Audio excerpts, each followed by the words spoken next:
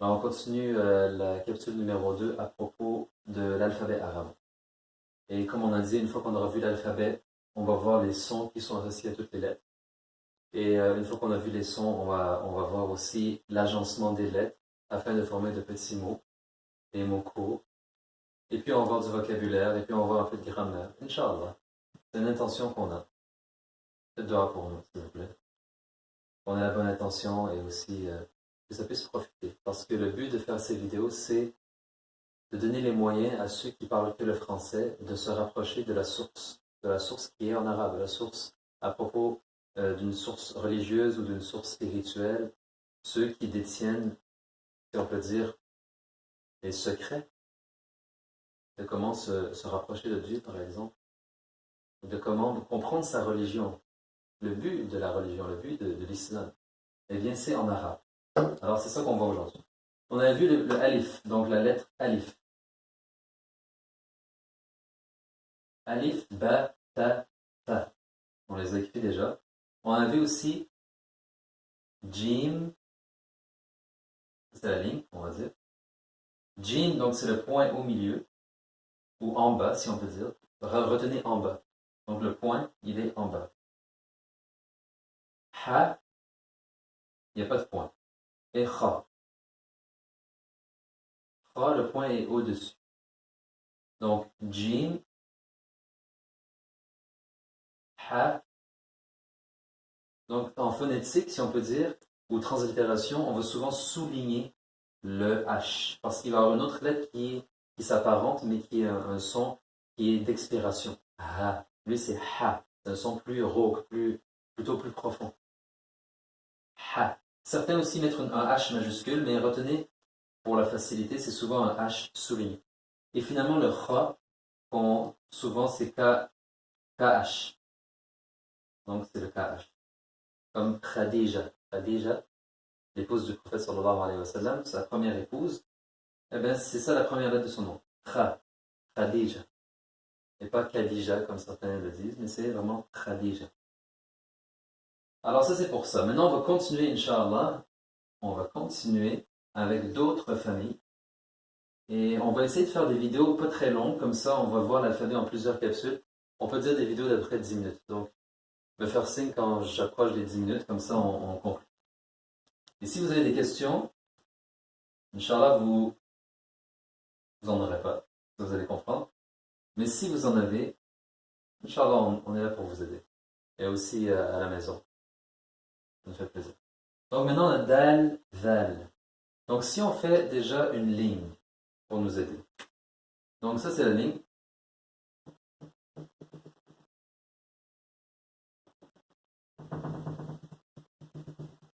À peu près quelque chose comme ça. Donc on a le dal.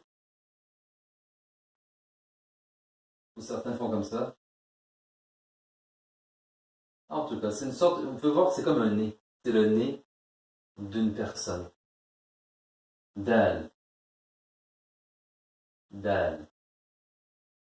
Donc on va voir plus tard que c'est le son D, comme en français. Mais le nom de la lettre, c'est dal.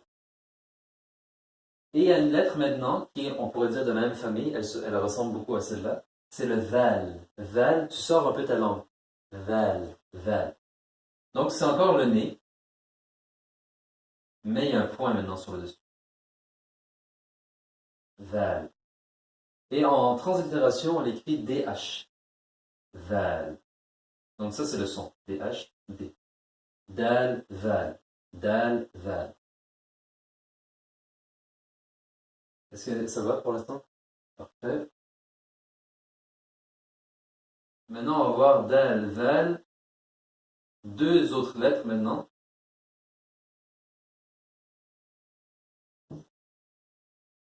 Qui sont le ra. Le ra, il descend sous la ligne. Ra. Ra. Ra. Il est à peu près moitié en haut, moitié en bas. Ra. Même, on pourrait dire un peu plus en bas. Donc celui-là, ce serait plus comme ça. Ce serait plus juste. Ra. Et on l'écrit comme ça en translittération, c'est le son R. Ra. Mais c'est pas le R du français. C'est le Ra qui est dans l'espagnol. Rojo, par exemple. Rojo, et on dit rojo, ça veut dire rouge. Eh bien, le Cho, ça s'apparente à la lettre Kha, et le Ra, Ro, ça s'apparente à la lettre Ra. Ceux qui parlent espagnol ou qui ont pratiqué l'espagnol vont avoir une facilité. Sinon, le Ra lui-même, on va voir plus loin dans un approfondissement de l'alphabet ou des sons. On va essayer de voir d'où proviennent les sons, mais pour savoir déjà, c'est que si on a la langue ici, les dents, si on a les dents, euh, ça c'est les dents, la bouche, et ici on a quoi? On a, si on peut dire, le palais. Eh bien, le Ra, c'est la langue qui vient se poser juste où? Juste derrière les dents. Rou, ri, ra. Ceux qui vont pratiquer au début ils vont souvent prononcer la lettre la. Quand on fait pratiquer aux enfants, on dit di ra, ils vont dire la.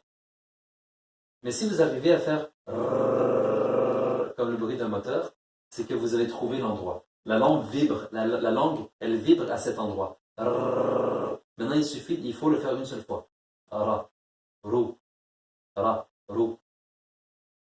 Ça demande de la pratique. Ça, personne ne peut le faire autre que vous. La pratique, on peut montrer comment ça marche, mais d'écouter des gens parler arabe, de répéter les vidéos qu'on fait, ça va vous aider. Vous essayez jusqu'à ce que vous vous rapprochiez. Et ne vous donnez pas une tâche trop difficile, de manière à abandonner. C'est ça qui arrive, c'est que parfois, on trouve tellement difficile qu'on abandonne. Non, tu essaies et Dieu, il ne charge pas une âme au-delà de sa capacité. Ça veut dire, tu as essayé, tu es arrivé à 50% du Ra, alhamdulillah. Tu peux quand même réciter la Fatiha, ton maximum. Et c'est comme ça, tu n'es pas un arabophone par exemple. Mais Inch'Allah, ta récompense, elle est comme celui qui parle arabe, sinon plus, selon ce qu'on a appris du prophète sallallahu alayhi wa sallam, que celui qui peine à prononcer l'arabe et qui malgré ça récite le Coran, il a une récompense double. Alors ça ne devrait pas nous décourager, cette parfois difficulté, mais ça devrait nous encourager, au contraire, de dire, je peine, mais Inch'Allah, j'ai plus de récompense. Ça veut dire, c'est un effort qui est payé, c'est un effort qui est récompensé. Si par exemple une personne, elle doit se rendre à un endroit et elle va en voiture, et l'autre il vient à pied faire le pèlerinage, imaginez, quelqu'un il fait le pèlerinage à pied, ou l'autre il prend l'avion, business class, première classe, eh bien il y en a un quand même qui a un certain mérite, on s'entend. Alors même celui qui récite le Coran en étant par exemple francophone ou anglophone et qui peine à le faire, eh bien c'est quelqu'un qui est vraiment une personne noble.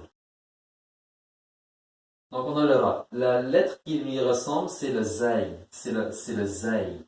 C'est encore la même lettre, si on peut dire, sauf qu'il y a un point. Zay.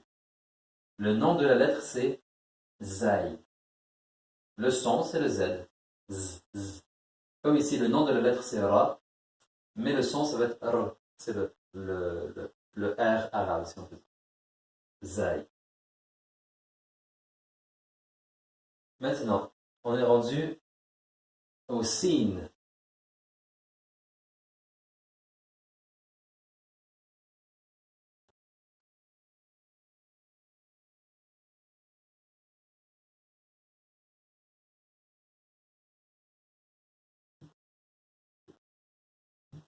Le Sin, c'est une lettre qui s'écrit comme ceci. Une dent, deux dents, et la troisième, elle descend sous la ligne. Une dent, deux dents, et la troisième descend sous la ligne. Sin. C'est le son S. Le nom de la lettre, c'est le sin. Le son S, simplement du français. Maintenant, une lettre qui lui ressemble, c'est le shin. C'est le son sh, comme le chat. Shin. Ça, c'est le nom de la lettre. Shin. CH. Une dent, deux dents, et la troisième qui descend en bas. Et il y a 3 points. 1, 2, 3. Avec 3 points. Donc le sin, il n'y a pas de point, et le shin, il y a 3 points. Tout simplement. Et on va voir plus loin comment on l'écrit lorsqu'il est au début, milieu, fin de la lettre, ça. Mais Inch'Allah, pour l'instant, on fait des vidéos, on essaie de faire des vidéos courtes, plusieurs, pour finir l'alphabet. Et puis on va voir, Inch'Allah, l'agencement des lettres qui forment des mots. Dès qu'on a appris les lettres, on peut former des mots, on peut écrire, on peut lire aussi. Et donc on s'ouvre la porte, Inch'Allah. On continuera. Bi'idhnillah walhamdulillahi rabbil alamin.